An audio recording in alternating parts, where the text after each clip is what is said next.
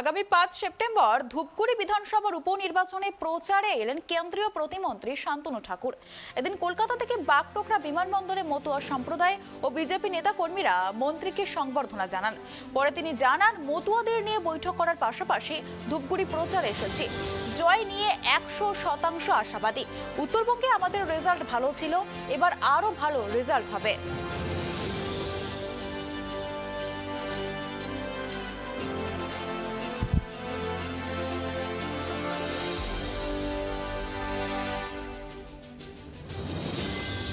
আজকে মতুয়াদের নিয়ে একটা মিটিং করা হচ্ছে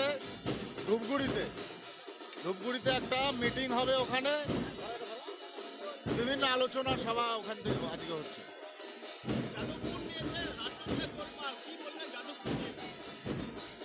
দেখুন, এটা একটা আনসার্টেন ঘটনা, এটা নিয়ে তোলপাড় হওয়াটাই ঘটনা স্বাভাবিক।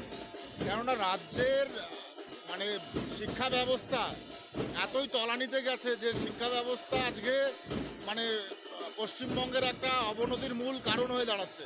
সেটাকে মজবুত করা দরকার, আর সেটা এই সরকার দ্বারা হবে না। সরকারকে চেঞ্জ করা প্রয়োজন।